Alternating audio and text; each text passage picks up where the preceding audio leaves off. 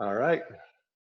Good morning, everyone, and welcome to Roth Living's showroom in Kansas City for Sub-Zero, Wolf & Co. And you're at the Wolf Convection Steam Oven virtual introduction. So this is for clients that if you're thinking about if that would be a good fit for your kitchen, this is a great way for you to learn more about this oven from a food standpoint, from a chef standpoint. So anyway, I will tell you that we can answer some of your questions submitted via chat feature. If it's a very in-depth question that I might need to take after the class, I'll be happy to contact you afterwards and follow up with that as well, but we will be able to answer some questions as we go along today. Okay, so first of all, let's start off with what's a convection steam oven, okay? And we also want to talk about what makes the Wolf Convection Steam Oven special, okay? So we're gonna dive into the kind of oven it is, we're gonna dive into the modes, we're gonna dive into foods that we can cook with it. I've got some great examples today out here of some things you can do with it in your home. So let's start off with what is a convection steam oven? So it is a steam injected oven, which means it is an oven first. It has an element at the back of the oven behind the wall, as well as a convection fan. But what makes it unique is it has a steamer pot in the back behind the wall. You can't see it, you just see a port. However, it's injecting steam at different levels based on your temperature, based on the mode that you've selected, and you don't really have to adjust steam levels or anything like that. It's all automatic based on what you're selecting, okay? Now, why would I want steam in my oven? So short answer for that is going to be beautiful breads. They're going to be crispy potatoes. Also gonna have the ability to steam some vegetables, okay? So a wide variety of different uses, but when we introduce steam into the oven in the lower temperatures, which we'll talk about in a few minutes, we could do quite a bit with steam, with full steam down to 90 degrees. And we can also use steam in the mix up to 440 degrees where it's actually superheating in that oven and it's cooking and browning and crisping and tenderizing at the same time and cooking extremely fast. So it really gives you the ability to start to have some very significant changes in what you can do with your food, quality-wise and time-wise. So, you know, I tell people I consider this oven the fun factor of the kitchen because it elevates your cooking experience to the next level, okay? So now let's also talk about why steam is so good mixed in with heat. What really makes the difference with having some moisture in the oven? So I want you to think about this. The last time you cooked off a pizza in the oven and you had the stone in there and maybe you reached in with a small spatula, or maybe you were turning something on that stone, or maybe you're reaching into a hot oven or some bread, whatever it might be. Okay, the heat really didn't bother your hands that much. You didn't want to touch the rack, but the heat didn't bother your hands that much because it was dry air, okay? And dry air, even at 425 degrees, just is not that painful, okay? It's hot, dry air, okay? It's uncomfortable after a short amount of time, but not immediate. Whereas if I've got a pot of water on the range boiling, and I go to put my hand over that, it's an immediate steam, okay? And so what's the difference between the 212 degrees and the 425? Water vapor, moisture particles, okay? Moisture is a really, really good vehicle for transferring that heat to the food, if you will, okay? You think about putting your hand over a pot of food. This is the food, pretending, okay? That transfers it right away, right? So really, really good at very quickly transferring that heat. What that means? That means much shorter cooking times, but also browning, crisping, tenderizing in that mix, okay? So now let's talk about where does the convection steam oven get its water from? So we have a water port right here, and this is the cartridge, okay? It holds just over 1 liter of water, and we do suggest that you use tap water. The reason why we use a cartridge and we're using tap water is because if you've ever changed out a kitchen or a bathroom faucet and you see the white mineral build up around the valve, okay, that mineral we do not want going into the boiler pot on this oven, okay, because long story short, it can't break down when we do the descaling. It can't break down the larger minerals, and it's bad for that boiler pot. So by using the faucet, the common faucet, it has that little aeration screen that catches all of that larger mineral, and then it doesn't go in the machine, okay? Also, this does a full steam up to 90 minutes. So it's a liter of water, but that will steam for quite a long time, depending on what features you're using, how fast you're cooking, just depends on how often you're gonna refill it. But tap water, it is not a plum product because we want you to have as few service, we don't want you to have any service calls on this oven. And by blocking any large minerals, that protects that boiler pot, okay? So now let's also talk about what do I get with that oven? So let's talk about the space to start with. So in this oven, I've got an accessory rack system that actually has 2 lower glide racks on the bottom. So the oven's still a little bit hot. I just baked off some bread in it. But the standard is going to be 4 tiers of wire rack, okay? And we'll go ahead and zoom in.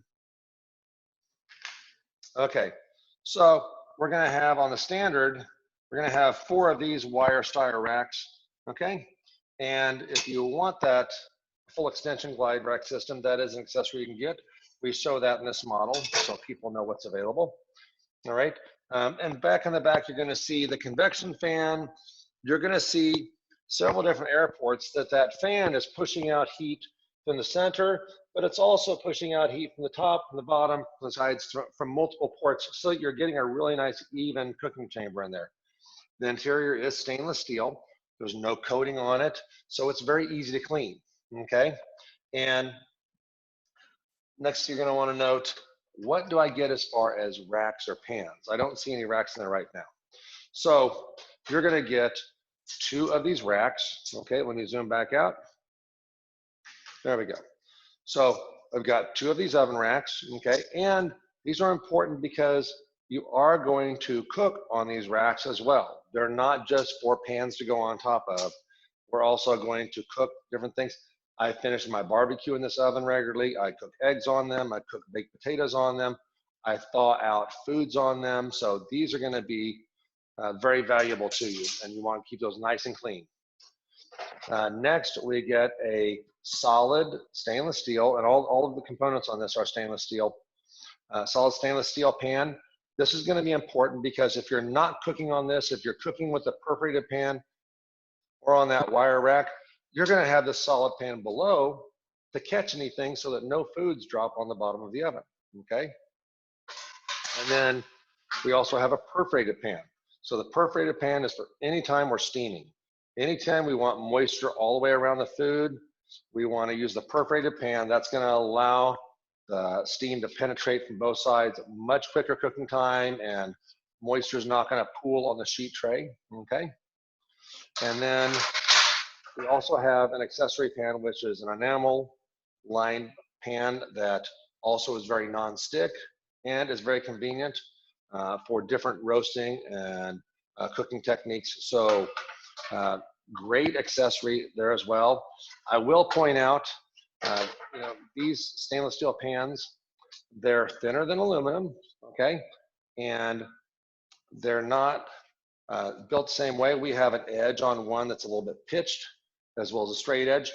This pitched edge goes towards the back so that air can flow down into the pan immediately instead of kind of going over that hump. So that's something that we'll go over in ownership as well. But they're specially designed for this oven. And what I will tell you is a standard half sheet pan is about 20% smaller.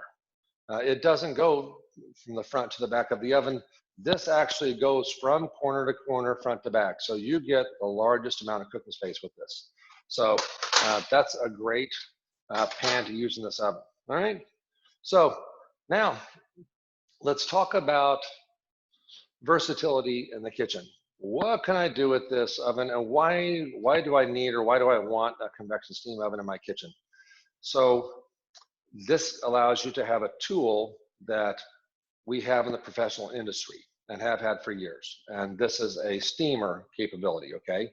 So steaming to start with, we have had in the professional kitchen for years, and I can tell you that at service time, the cooks have already par cooked or steamed off the Brussels sprouts or the broccoli or the corn on the cob, okay? So that they're ready to finish whenever you come in and order your food. Well, you get to do this at home. You can steam off those vegetables, those potatoes, those other vegetables, broccoli, cauliflower, asparagus, any of those are ready to cook. And why we want to steam things is because we want to break down the fiber on many of the vegetables. It's healthier for you. It's better for your gut, more nutrients. And when we drop something into water, we do leach out nutrients. When we steam, we don't lose any nutrients. So it's a healthier way of eating and cooking as well. All right. Now, what I want you to think about also is, have you ever had one of those countertop steamer baskets where you know, it was an electric basket that you plug in, you pour some water in the basin below, and you watch the fill line get just right, and then you put about 4 or 5 different attachments on top of it, put your food in there, and you set a timer. That was a lot of work to steam some broccoli for dinner, or to steam off some corn or some French green beans, whatever that might be.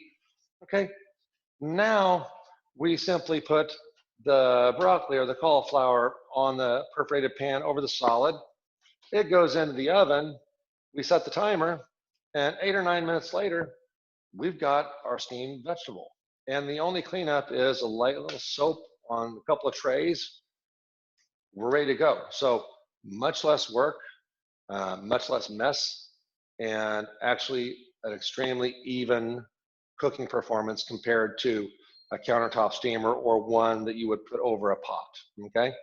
So performance at your fingertips, ready to go, and you also don't have any steam being generated into the room. When this is on full steam, if you put your hand here, you might feel just a touch of moisture escaping, but it's trapping 99% of the moisture in that cabinet because it wants to use all that moisture to help cook, okay? And what we want to do from there is we want to talk about,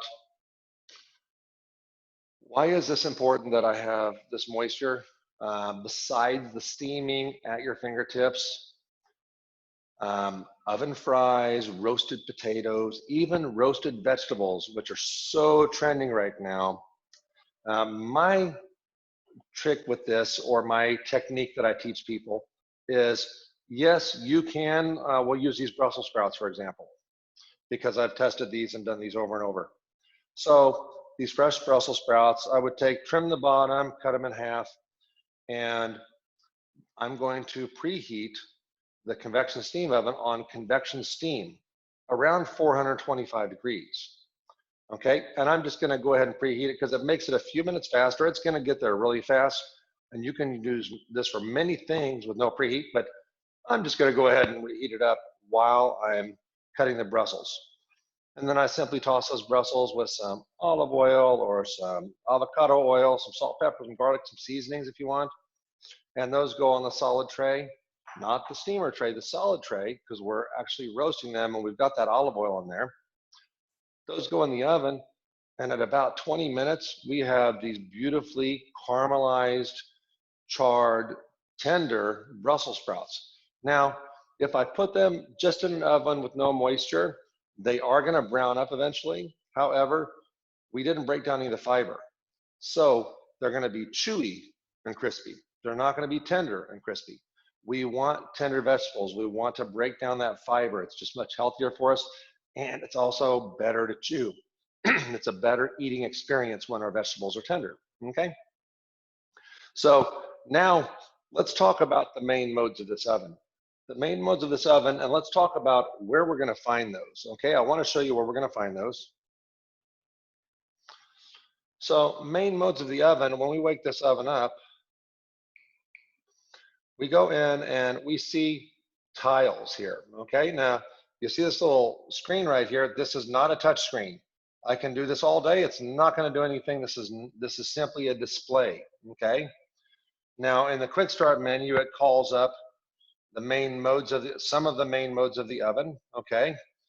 When we go down to more, it calls up more modes in the oven that we'll talk about a little bit. Okay. We can also go up to gourmet, which is pre-programmed selections using those modes. Okay, so recipes and dishes using those modes that we just found out where they were. But I want you to also note that to navigate through this oven, we're going to toggle to the left or the right with these two arrows. Okay, and then we're going to hit the enter button in the middle to confirm. Okay, so quick start calls up our main modes. More gives us more to choose from in made mode functions. Gourmet is pre-programmed, okay? I've also got a button here called favorites, okay? And favorites is for loading 10 of your own recipes that you want to use regularly and you don't want to go through the programming of that specific dish. You already know how you want it. Then you can program in those dishes and go straight into favorites, okay? We've got a light for the oven to see how things are cooking, our settings, and then we also have an additional timer, okay? So let's talk for a moment about some of the modes on this oven and why they're effective and what I'd use them for, okay? So first one, steam. You know, obviously everyone thinks about steaming vegetables. That's the first thing that comes to mind. And it does a great job of steaming those vegetables. We talked about oven roasting. I don't always want oven roasted for dinner. I don't like sauteed vegetables, okay? I also like just some steamed and some parsley butter or some truffle oil, some garlic, whatever you might like to jazz it up with. But full steam on the vegetables, that's a no-brainer, okay? Now, what about steaming if I peel a potato and want to make some mashed potatoes? Oh, instead of boiling that potato, steaming it off, I lose 0 of the starch in the water. So the potatoes end up being very substantial in flavor and not watery and mushy because I steam them instead. Now, I will tell you it takes the same amount of time.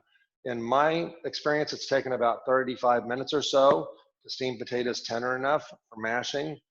And the result is just phenomenal potatoes. But also, if it's the middle of the summer, and you know, if you've got an open kitchen and you don't necessarily want to sit there and turn on a burner on high to boil potatoes for 35 minutes, which is just turning on a heater in the middle of your house in the summertime, that's great in the winter. But maybe in the summertime on a hotter day, you don't want to have that steam fixture to make some mashed potatoes, some whipped potatoes is really ideal. So, you know, we're saving energy. We're also saving from heating up the room and getting it too warm and having our AC fight that. So that's something that I like to point out. Also, let's talk about steaming and the low temperatures. So at 90 degrees, why would I use 90-degree steam? What would that be good for? So I'll tell you right now, 90-degree steam will not cook anything. However, will thaw out some steaks, some chops, chicken breasts, thighs. I've even thawed out a whole chicken before on that setting at 90 degrees. So steaks, chops, a piece of fish, those are going to take about a half hour, 45 minutes, depending on how thick they are. But like I said, at 90 degrees, that does not cook anything. It simply thaws it out. And why is it thawed out faster than just simply setting it on a rack in the kitchen?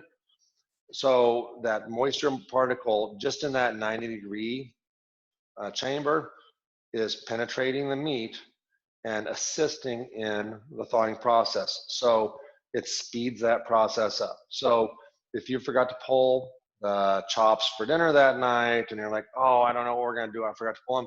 You know what? You can prolong that dinner prep by about 30 minutes, put them on the rack above the solid pan in there, 90-95 degree steam, and you're ready to cook in about a half hour, 40 minutes. So really convenient on that. Now in the mid temperatures of 120 to 160, sous vide cooking, okay? And we do have a sous vide mode on the oven as well. So I'll kind of tie into that. We'll talk about that as well. Sous vide means to cook in a cryovac bag or under pressure. Sous vide means under pressure. And so a vacuum sealed steak or chop or chicken or vegetables, whatever it might be, you cook at a specific temperature, 120 to 160, depending on what you're cooking and the doneness you want, the texture you want. Sous vide is the most significant addition of cooking styles to America in over probably 30, 40 years, okay? And what it allows us to do is cook a steak to the perfect temperature, cook chicken to the perfect temperature. Now, you will want to finish it with a sear or a grill.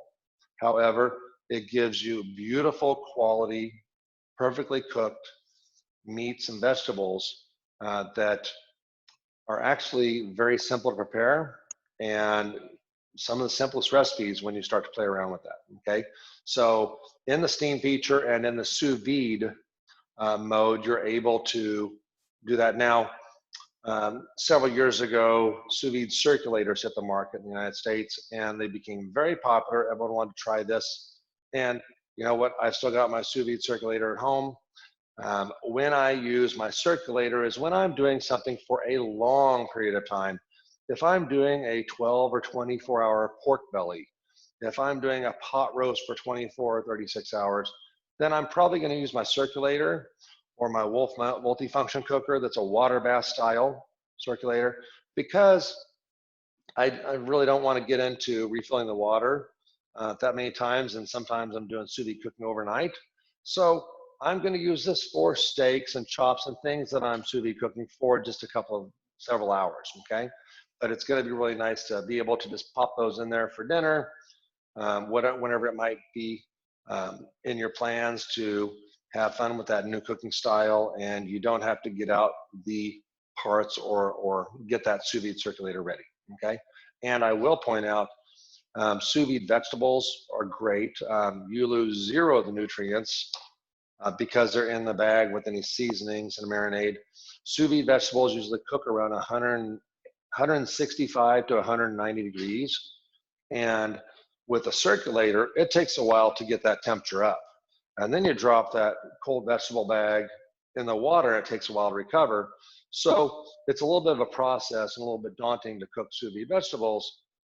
This is up to speed in a matter of 1 to 2 minutes. So also a great way to cook sous vide vegetables, okay?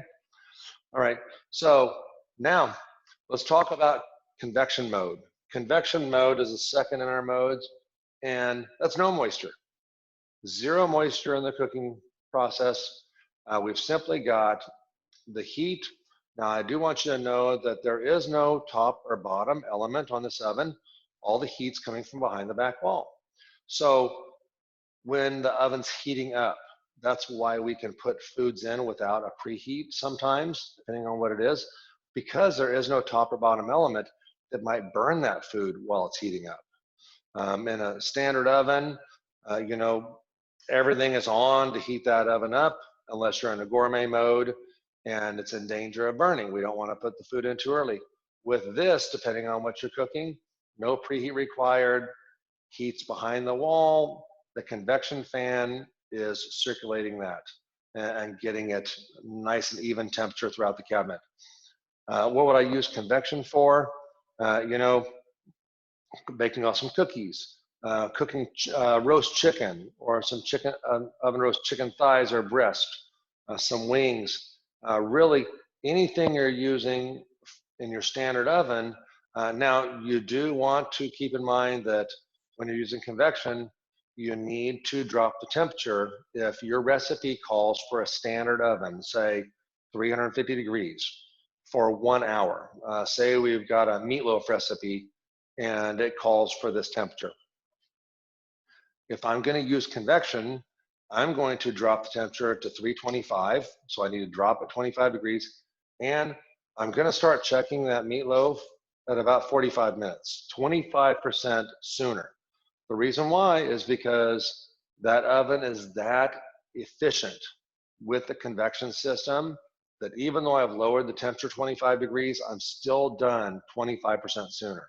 So make sure you make those adjustments.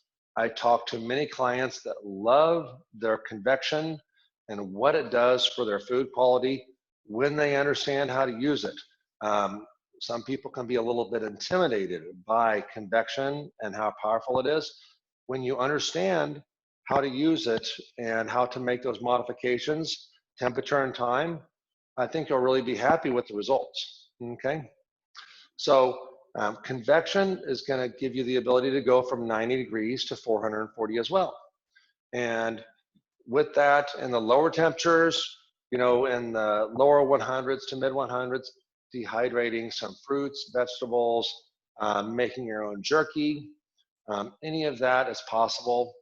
And in the lower 200s to just around that, you know, 190 to 225 threshold, cooking meats, slow roast at ultra low temperatures like we use with the slow roast mode that extends the cooking time and manages that temperature so you get these phenomenal meats as a result. And we'll talk about the slow roast in a few minutes, okay?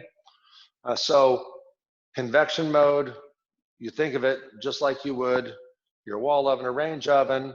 Just remember to adjust the time and the temperature because you are on convection. And if it's a vegetable, if it's a chicken, if it's potatoes, if it's something that doesn't have any baking soda, baking powder in it, then you're not required to preheat that oven, okay? The bread I did this morning, okay? This was not preheated oven. This actually went in a cold oven because it steams first before it goes into a bake cycle. So it really gives you the ability to pop food in, program it, and start it, okay? Now, convection steam is the mode, third over on those tiles, that is gonna give you a mix of heat ability from 180 degrees up to 440. And with convection steam, I really use it a lot for roasting potatoes and vegetables and some smaller cuts of meat, as well as finishing my barbecue. This weekend, I did some brisket and some ribs on the pellet cooker, smoker. And you know, the brisket I did for about 8 hours and got it up to about 190. It needed about another 15 degrees for where I wanted the brisket. And generally I would take and wrap that up in foil so that it steams itself a little bit. It keeps it from drying out. Same with the ribs. I'm taking the ribs to about 200 degrees, 203 maybe, and normally I would wrap those if I'm at a barbecue somewhere. But bringing those in, cooking those directly on the rack over the solid pan, unwrapped. So my smoker was at between 225 and 250. And so I'm using convection steam about 230 degrees. I use the probe to monitor the temperature of the brisket. It tells me when it's done. I can use, now the probe on the convection steam oven is a little bit longer, so it's a little tricky to get this in between some ribs. So I'll use a digital thermometer for that to check those. But I'm able to finish my queue in the convection steam oven. I've lost zero quality. It continues to give me a nice bark. Remember, it's an oven and steaming, a little bit of steam with that moisture, okay, and that heat. All right, so in the mid temperatures, I can do many different things with that. I'm gonna bring into play the convection steam oven cookbook. So this is a gift from Wolf with this oven that gives you the chance to look through some fun recipes with a wide variety of different things to choose from a lamb stew to pot roast to pretzel buns to Blitz Puff Kringle, apple pie, all sorts of different things. This is not the Wolf chef showing off. They've thought this out and really been playing around with that oven. You know what? I really like to use this oven for this dish or this dish. I think it really excels in this oven. So they've written recipes and given you techniques. Like we suggest for the meatloaf that you use convection humid. And you're gonna use the probe and you're gonna set the probe to a specific temperature. And you're also going to leave it uncovered. Some people cover their meatloafs the first half amount of time because maybe they're worried about it drying out or something.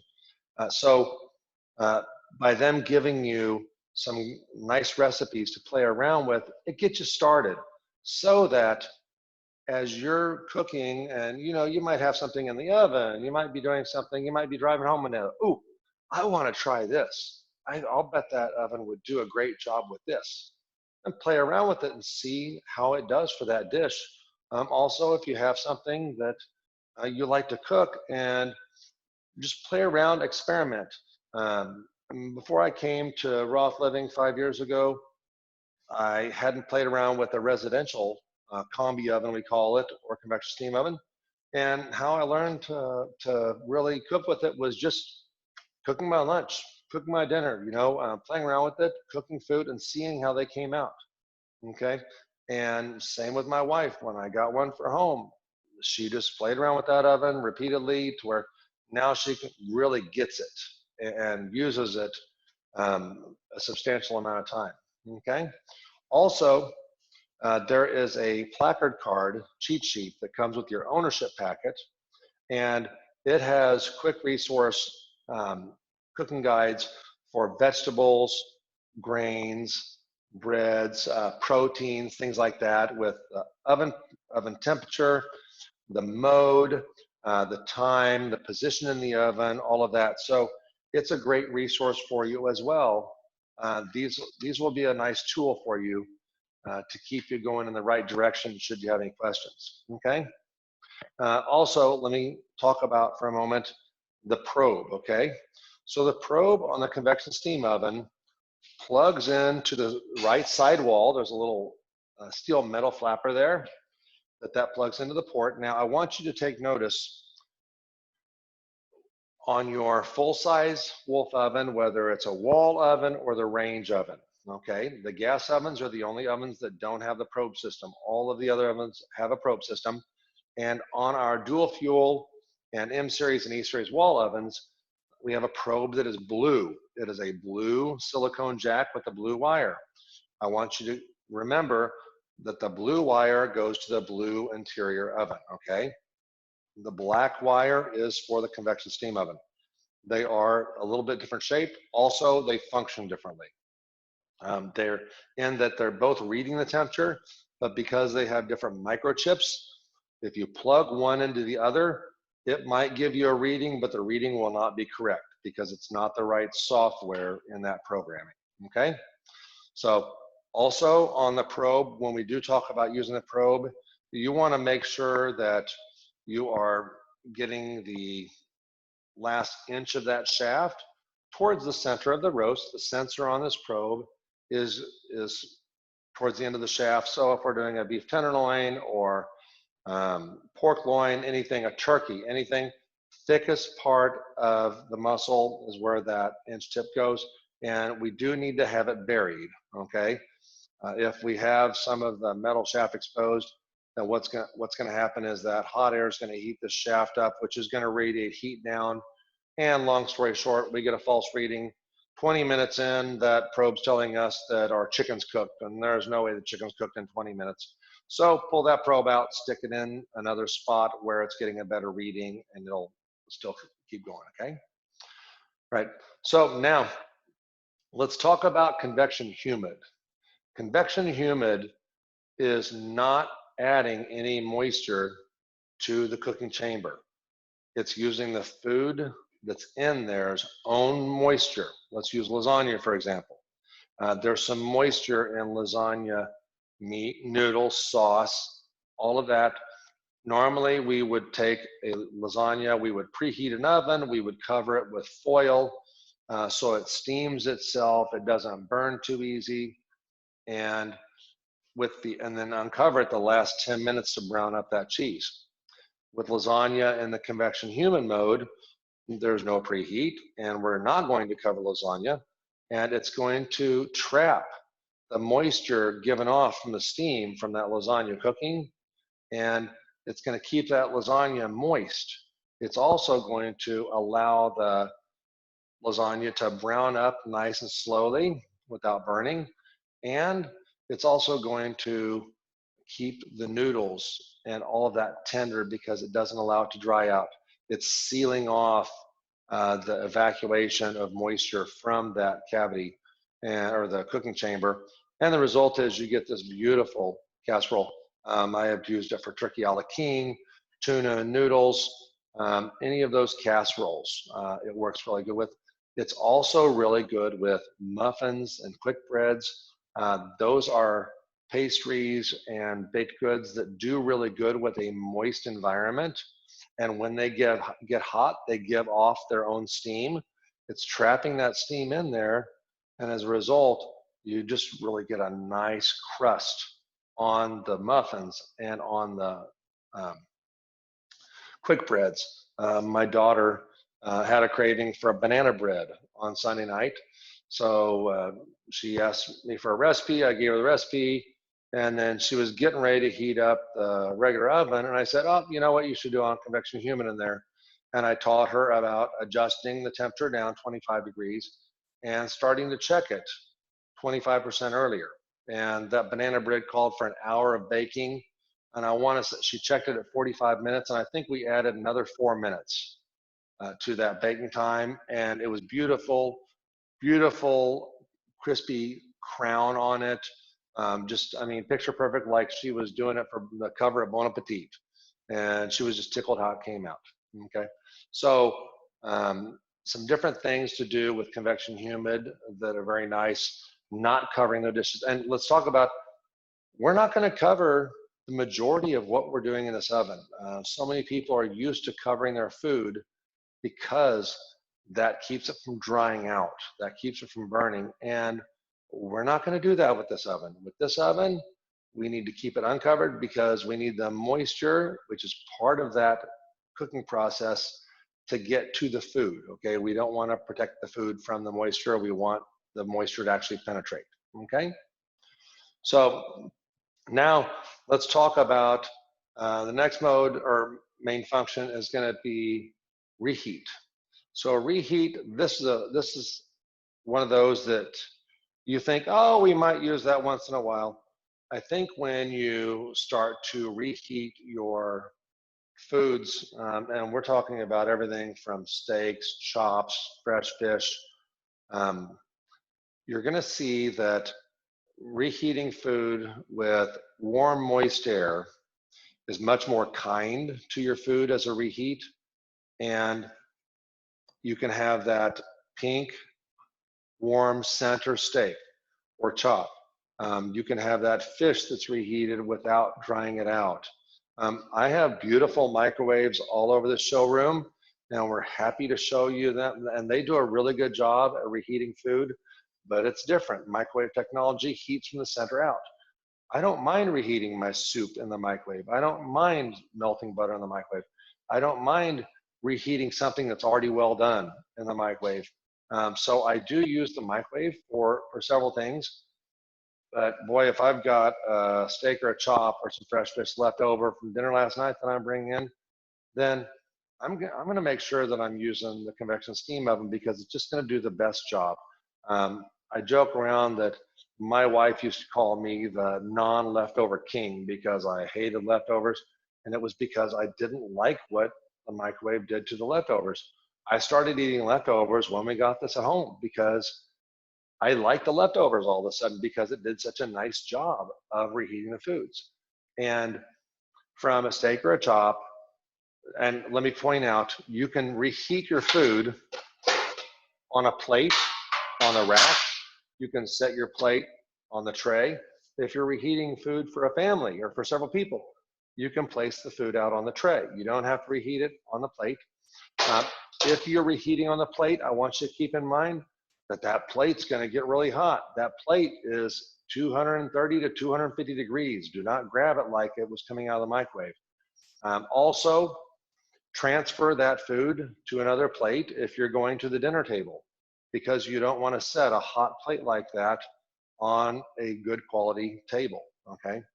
But that being said, it does a phenomenal job, okay? I'll use, for example, I brought this in. My wife made some, I just got a little deli container of it, some penne pasta carbonara, okay? And I've got some peas, fresh peas I'm gonna add to that today. So carbonara is very goopy, okay? It's very creamy. She kind of makes an Alfredo style for the girls where it's kind of a combination of Alfredo and carbonara, okay? But it's very cheesy and goopy. And if I warm this up in the microwave, it's gonna get some of the noodles a little bit tough. It's not gonna add any moisture to it. It's simply just going to make it hot again, but also some of the cheese might separate a little bit because it'll get some hot spots. Whereas if I put this in a oven safe plate or bowl in the convection steam oven, it adds moisture back into the pasta, just enough to hydrate that pasta. Oh, it's sometimes the pasta is better the second time than it was the first time. That leftover Chinese or Thai food that you've got that half block of white rice in the to-go container and you're looking at it and you're like, what am I gonna do with it? This is like little cardboard rice pellets. They're like rock hard and I don't know how I would have to dump a ton of sauce on this to make it palatable. So take that rice, put it in a bowl open and use that reheat mode. It actually refreshes it to where you'll think that you just got that from the restaurant. Okay, so it does a wonderful job of reheating, reconstituting those grains, those pastas. Okay, so that's a fun one to talk about. Now, also reheating. Talking about bagels earlier. I baked these off this morning, and I'll bake off a dozen to a dozen and a half bagels. Now, those were baked in the convection steam oven this morning. My kiddos made some last night at home. They were like dying. They love making homemade bagels now. But even if you're not making homemade bagels, if you're going up to the local noshery and getting some good quality bagels, you freeze those to keep them from aging. Okay, freeze them if you're not eating them that day. And at my house, if the kiddos don't all want the bagels on the same day, then we're gonna keep them frozen. And my daughters actually taught me this going on 3 years ago. They figured out thawing out a frozen bagel just on the rack, no preheat, on the reheat mode, 7 minutes at 250. That bagel is as if it just came out of the noshery bakery oven. Wonderful. So I've got this beautiful quality baked good that I've got almost lost no quality on. I mean, it's beautiful, it's tender, the crumb's great, and I just reheated it 7 minutes ago out of the oven. So, or if you go, I baked this in the convection steam oven, but say, in Kansas City here, we have farm to market bread, we have Ibis Bakery. And if I pick up a loaf of some bread and I'm about halfway through it, and I'm 2 days in, I'm like, you know what, the crust is starting to get pretty crunchy. I don't want to lose that bread. I love that bread. And so I'm going to take and put it on the rack in the oven, reheat for 5 or 6 minutes. What's that doing? That's simply reintroducing moisture to the crust. And as a result, it rehydrates that bread just enough. When you pull it out, it's not soggy. It's rehydrated, not wet at all. And you've got that bread at least for another day. So taking stale breads, bringing them back to life, really nice. I made baguettes yesterday, which these are great for crostini now, but if I wanted to use it for a sandwich or something, then I could simply pop it back in there for 4 or 5 minutes, reheat, it refreshes that, okay? Now, let's move on to we talked about sous vide, which I wanted you to understand how that works. Now on the sous vide mode on this oven, it's gonna have a little bit different temperature range than the steam. With sous vide, we're only gonna be able to go up to 190 or 195, okay? Because we don't wanna cook anything sous vide above that temperature. Also on sous vide mode, it's using a low speed fan assistance on the steam to circulate the air very evenly, okay? So that's the biggest difference between sous vide and steam, okay? So now let's talk about slow roast mode. Slow roast mode is gonna be using the temperature probe, and this is for beef, veal, pork, and lamb. and your roast, not necessarily your chops. We need roasts that are going to be able to cook. So with pork, I would start with pork loin, not with pork tenderloin. The reason why is we're going to slow roast these cuts of meat anywhere from 2.5 to 4.5 hours ahead of time.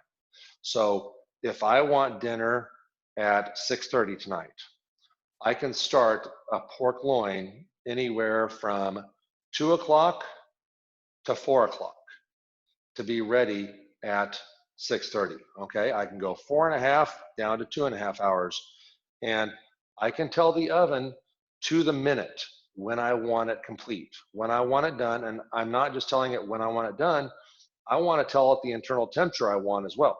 If I want that pork loin at 144 degrees, then it's going to manage the temperature during that cooking process. It starts with a higher heat and drops that over time to an ultra low roasting temperature to prolong the cooking time. The result is, here in Kansas City, we're all about barbecue competitions. We're serious about our barbecue. And you talk to anybody who's into the barbecue, they'll talk about time and temperature equals tender meats, okay, tender juicy meats.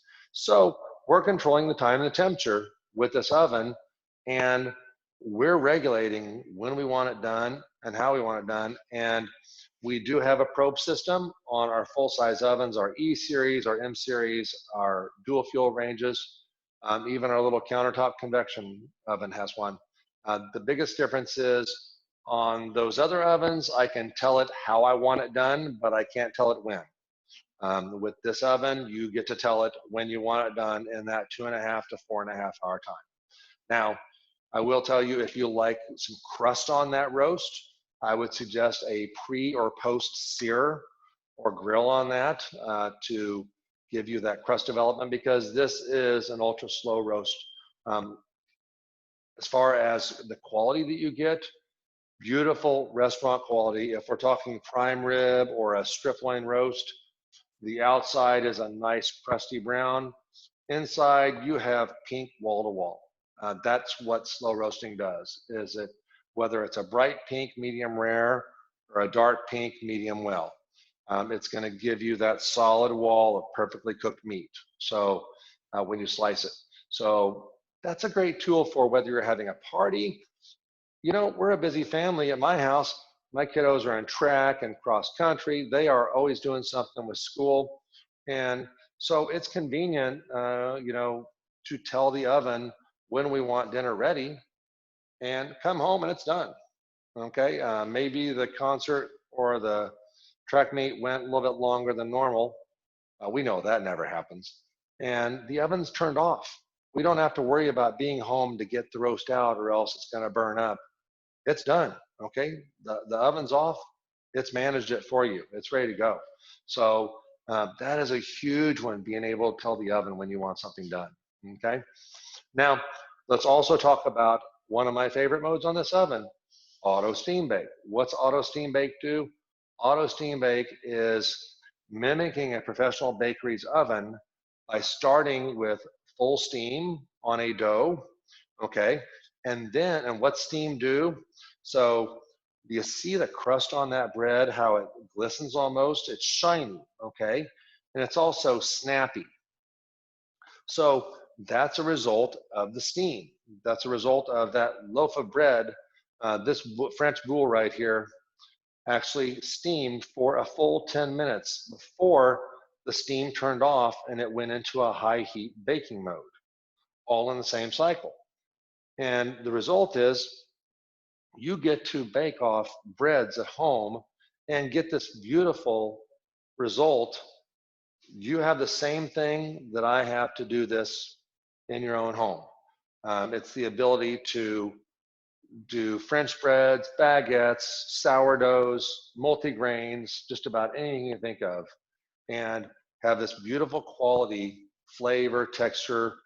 It really is a game changer. So it's a lot of fun. I have been baking breads for years just because I love bread. I didn't do it as a chef because I had to.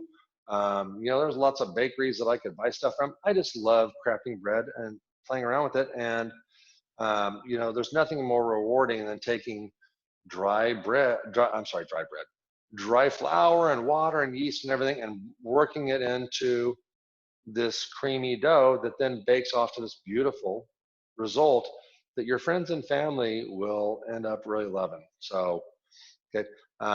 Besides the breads, also puff pastry comes out beautifully in there. We can also do braided breads, such as challah and brioche and some of those, which is going to do moisture in a little bit different format, a little bit different time on that. So it's going to give you the ability to have your own, quote, bakery in your kitchen, okay? So now we talked about building the recipes into an oven, and what I simply mean by that is when we go into the controls of this oven, it's gonna give us a pro tip on maybe it recommends being in the second or third position of the oven, or make sure you have a solid pan below that. On these modes, you can also set the temperature variance. You can set the amount of steam based on what mode you're in, whether you're convection steam, convection humid, steam, no convection, auto steam bake. Also, you get to tell it the doneness you want and the time. Once again, I think that's huge, being able to program the oven with 10 of your own recipes. And that comes in your ownership manual, and we can review that in the ownership experience as well, okay? Now, let's talk about gourmet features. Gourmet features are something that is key with the Wolf oven. So you might have this oven installed for a short time, and you're saying to yourself, you know, I'm really intimidated. It just scares me to start using it without going through my ownership with Chef Matt, or if you're in another city, one of the other chefs. You know, with gourmet, you wake up the oven, you push gourmet, and you see vegetables right away. There's 10 or 12 different vegetables pre-programmed in there. Find broccoli if you like broccoli. Find spinach if you like spinach. Find cauliflower if you like cauliflower. Put some on the tray, put it in there, push start. You know, 8 or 10 minutes later, you're gonna have some vegetables ready. And then find potatoes, roasted potatoes. Cut up some potatoes or find some baked potatoes. Go in, clean them up, put them on the tray, hit start. You've got potatoes 40 or 50 minutes later. Really, just start working with it. The gourmet is pre-programmed dishes for you to take advantage of those modes. You don't necessarily need to know every temperature or time for this. This assists you in figuring out how to cook that. And some of these you can modify what it's doing, okay, as far as the temperature or the time. You can make adjustments on some of those. And it's going to get you going even sooner. You know, I'll be the first to tell you that when I came here, I used 5 or 6 of the gourmet modes on the oven to cook things regularly and had great success with it. And that helped me understand what was going on with those modes. And then I started playing around with modifying outside of gourmet and doing some different stuff. So that being said, the gourmet is there as an assistant for you. It helps you along the way to start playing around with that and kind of understand how that oven's working, the result you get. And from there, you know, the sky's the limit. You know, I tell people what our family does for cooking with it, but everybody has a different lifestyle and cooks different things. So it's really going to depend on what you like to do. Okay. Now, a couple more things that I'll point out that are kind of fun to do in this oven. There's a mode for sanitizing and for stone fruits, or for fruits and vegetables, jellies. And, you know, I made some strawberry lemon marmalade this last week. And I cooked this on the stove. I sanitized the jars while I was cooking the marmalade on the sanitize mode. And then I filled those, put it in, put it back in, and we did a preserve on those jams and jellies for 10 minutes. I don't need any of those canning pots, any of that anymore. I can simply do all that in this oven. So I've had some fun making family and friends some barbecue sauce the last couple of years. You know, I got rid of all my canning stuff. So preserving and canning something fun. Um, Making your own yogurt. There's a yogurt mode on this that actually slow cooks that yogurt at the proper temperature, whether it's a creamy or a set yogurt, for anywhere from 7 to 9 hours, okay? Also, we've got the ability to cook some eggs in the shell, you know, hard-boiled eggs. This gives you the ability to play around with different donenesses. The hard-cooked eggs, I believe, take around 19 minutes. No preheat. I do them on the rack or on the perforated pan. I'm a big fan of the soft-cooked egg, which is 11 minutes, no preheat. And it's like a firm poached egg. The white is set, but it's not rubbery. And the yolk is still semi-liquid. And I have those for breakfast regularly now. So, you know, there's just all sorts of different fun things to do with this oven.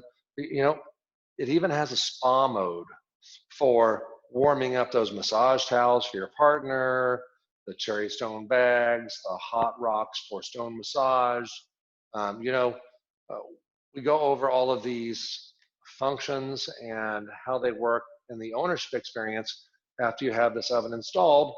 And if you'd like to come into the showroom and meet with me, you know, we cook a light lunch and you really get to see it in action, food coming out of that, ask some questions of it, and we dive into each mode even more so that you really understand how that functions, how to work the programs, the program controls, so that you understand where that probe setting is, where you understand where the setting is for the timer, when you want it to end, all of those things. So, you know, we're an ongoing resource for you in the showrooms to make sure that you fully understand your product so that you can get the most out of it, okay? So at this time, I can open it up. Does anybody have any questions that they'd like to ask that I can cover? Give just a minute. No questions? Oh, they're being easy on me today. Well, I'll tell you what, I will finish up with this. If you have any question that pops in your head this afternoon that you'd like an answer to, feel free to email me, mattc@rothliving.com, and I'll be happy to try and address that question for you, okay? So thanks a lot for joining us from the Kansas City showroom for Roth Living today. And I wish you a good day. All right, happy cooking.